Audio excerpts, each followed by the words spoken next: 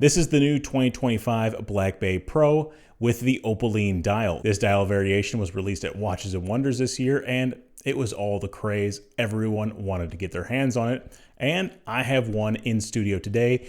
Thanks to my friends over at Martin Binder. They are authorized dealers for Tudor, Omega, Tissot, and plenty of other brands. So if you're interested in this watch, I'm going to go ahead and leave a link down in the description box below. And if you haven't done so already, please hit the like and subscribe buttons as well. It really does help the channel. All right, let's flip the camera and get into the specs. We have a case diameter of 39 millimeters, a lug-to-lug of 47 millimeters, a thickness of 14.6 millimeters, a lug width of 20 millimeters. That bracelet does taper down to 16 millimeters at the clasp. On the full bracelet, it weighs in at 172 grams. It has 200 meters of water resistance, a boxed sapphire crystal, and it comes with the MT5652 COSC certified movement with 70 hours of power reserve, and the retail of this watch is $4,375. Now, the biggest issue with the spec sheet here is going to be that thickness coming in at 14.6 millimeters. About 2 millimeters does come from that boxed crystal, but we'll get into that later on in the video. First, let's talk about that dial because I think this Opaline is the perfect dial color for this watch. Above the hand stack, we have the classic Tudor layout with the shield, Tudor, and Geneve. And printed below the hand stack, we have 200 meters, chronometer, and officially certified. The hands and indices are par for the course here with any other Black Bay. We have a yellow GMT hand with a square lollipop. At the 3 o'clock, we have a stepped date window with a white date wheel. And like I said, covering that dial is that heavily boxed and domed sapphire crystal. I like what they did with the crystal here. It gives it a vintage charm. It looks like a Hesalite crystal, but obviously it's made out of sapphires. I like the mixture of a vintage style with modern day materials. The brushed 24-hour stainless steel bezel is fixed, and it does offer a polished edge on the sides. The top of the case is finely brushed. We have a polished beveled edge, and the sides of the case are also in that high polish, but it is hard to see in my B-roll since I did leave the plastic covering on, so I do apologize for that. At the 3 o'clock, we have an oversized crown with no crown guards. Operating the crown is as easy as can be. I had no issue with threading or unthreading the crown or adjusting the time whatsoever. Everything here feels smooth and exactly how you think a Tudor should operate. Moving down to the 3-link bracelet, there's vertical brushing on the face of the links, and then on the sides where the faux rivets are, that is in a high polish. And the clasp has the same finishing with the brushing on the top and high polish on the sides. We do have that T-fit system here, and operating it is just as easy as the crown. It's smooth, it's reliable, and it keeps the clasp very thin. And since this watch does come from the Black Bay line, the lume is as good as you'd expect. Maybe they could have loomed the bezel a little bit, but for me, it's not even that big of a deal, and I'm not going to even put it in my negatives. Now that we took a closer look at the watch, let's get into the pros and cons before I give you guys my final thoughts, and we'll start off with the cons, with the first con being the ceramic borders of the indices. Now, I know Tudor doesn't want to copy the Explorer 2 beat for beat. What makes the Explorer 2 dial so appealing to me is how bold everything is. The handset, very bold. The indices, very bold. But here, the indices are very thin. And yes, the handset is bordered a little bit here. Yeah, it could use a little bit more thickness on that black paint.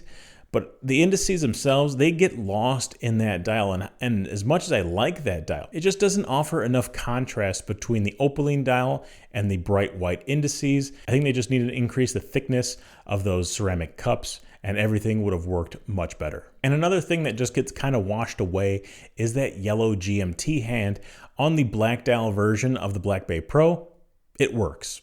Very good contrast between the black dial and that yellow hand. Here, it just doesn't offer enough contrast. They could have gone with red. They could have copied the Explorer 2 a little bit and gone with orange, or they could have gone with a blue. I think blue would have worked really well here and completely separated it from the Explorer 2. But they went with this yellow, and I just don't think it offers enough contrast when you're looking at it, especially at a glance. Now getting into the case thickness here, 14.6 millimeters, it didn't feel that bad on my wrist. It doesn't look that bad in the hand when you're looking at it in person. And like I said, a lot of that thickness does come from that crystal. But with it being a 200 meter GMT, it's not even a diver at this point, you could have cut that down to 100 meters, just like the Explorer 2, and shaved off a millimeter, maybe even 2 millimeters here. and it would have fit a lot better. You're not going to go diving with this watch. That's not the function of this watch. Even though it is built off the Black Bay line, you could have cut this down to 100 meters and shaved off a couple of millimeters on the case thickness.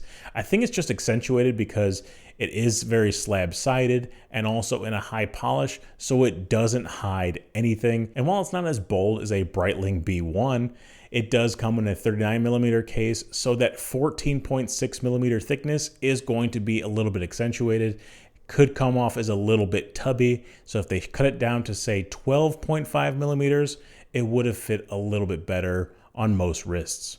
That's enough of the cons. Let's move on over to the pros, with the first pro being that Opaline dial. It actually looks like a flawless landscape just after the first snow. There are these small little silver tones with a subtle texture to it. The longer you look at it, the more you're going to appreciate how well they executed the dial here. My next pro is going to be something that's not even here, and that's the faux patina. They got rid of the faux patina on the white dial variation or the Opaline dial variation. I think it looks great. I don't like having faux patina on a white dial watch. I didn't like the white dial with faux patina mix, as you guys have seen in my Hamilton Murph video. And if you haven't seen that, I'm going to go ahead and leave a card right there. But I did not like how that looked, so I'm glad they did not go with a faux patina here. And to go along with that, the lume on the hands and indices are great as well. My next pro is going to be the proportions of this watch. And yes, I know I made a con about the thickness, but overall at 39 millimeters with the 47 lug to lug, I think it fits great on my wrist. I would have thought that the 39 millimeter case diameter was going to be too small, but with that 47 lug to lug, the stainless steel bezel, the Opaline dial, I think it fits my wrist very well, and I'm actually kind of surprised that it did. And my last pro is going to be the vintage styling of this piece. There are no crown guards. It has an oversized crown to go along with that, and then it has this overly boxed sapphire crystal on top, and it does scratch that vintage Rolex Explorer 2 itch for sure. So there it is, the Tudor Black Bay Pro with the Opaline dial. Yes, I know it's not sized. I really wish they would have sized it, but they didn't, so that's what I got. It looks very good, so close. I really wish they would have increased the borders of the indices. I think that would have changed the look of this watch for the better. It would have made it more bold, more in your face, very similar to how the nude style Rolex Explorer 2 is. I love that Opaline dial, and I really wish they would have changed the color of that GMT hand to give it a little bit more contrast, but sadly they did not give that to us here. And that's going to be one of the main reasons why I don't want to go with this watch. Everything else I can kind of live with. The thickness I can live with, the rivet style bracelet I can live with, but the biggest put-offs are just how thin the indices are and that GMT hand. Maybe I'll look at the black dial Black Bay Pro, but it does look good, so I can't really hate on that. Anyways, I want to give a special shout out to my friends over at Martin Binder for letting me borrow this watch for a week. I really do appreciate it. I'm going to go ahead and leave a link down in the description box below. Also, don't forget to hit that like and subscribe buttons. And if you're still here, go ahead and watch, I don't know, my Tudor Cycling Edition review. I forget what the name of that watch is, but it's a cycling edition. FXD Cycling, Pelagos FXD Cycling. Click it right here. Another Tudor review. Great. Love it. Click it. Go now. Click it now. Go now. Go.